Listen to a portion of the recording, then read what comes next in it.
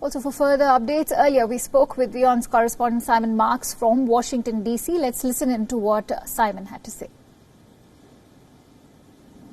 Well, look, I think the outcome of all of this is extremely uncertain. President Trump is going to be holding an event at the White House in around 4 hours' time that's going to focus on his call for schools and universities all over the United States to reopen fully with in-person live classroom teaching starting in the new academic year when it gets underway in September.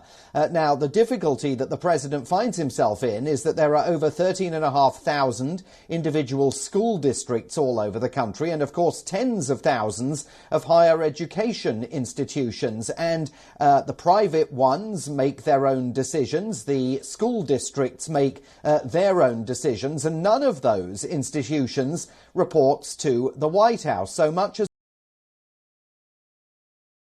institutions operating as normal in September, the reality of the situation is that COVID-19 is spiraling out of control in many states from coast to coast, and as a result, educational institutions here are having to decide what to do about that. And in many cases, they're either going completely online in September or are engaged in blended learning. So, for those foreign students that are coming here to enjoy the fruits of an American education, the outcome is going to be extremely uncertain if the Trump administration sticks to this plan to deport students if their institution is only offering online learning. And the difficulty with all of that is that these educational institutions are looking at the reality of COVID-19 minute by minute. So Harvard University can say one thing today, it can change its mind in 2 weeks' time and 2 weeks thereafter,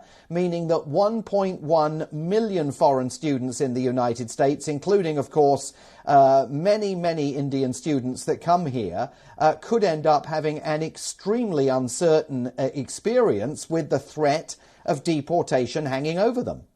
Well, a lot of them are considering going fully online, certainly taking a blended approach, and many school systems here are thinking along similar lines, either allowing, half the students to be on campus for one part of the week, the other half for another part of the week, or in the case of some institutions, simply saying that the situation now is so unpredictable. And in some parts of the country, Florida, Texas, Arizona, California, COVID-19 now aflame to an extent where some universities may well decide to go online only. And one of the difficulties here is not just dealing with the public health issues as they pertain to students on campus, but it's also dealing with the public health concerns and expectations of lecturers and academics who in large numbers are saying to their employers, you can open for class if you want, but I'm not comfortable teaching in a classroom on campus. So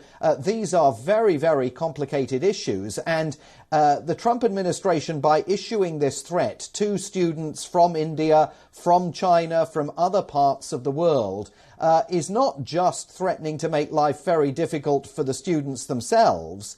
It's also using this threat as a tool to try and encourage American universities to open their doors. Because remember, the money that foreign students bring here and spend here, it's worth more than $45 billion a year to the United States. That's one of the reasons why President Trump wants these educational institutions operating full tilt. The US right now needs the money, so he's hoping that this is going to be an instrument, a relatively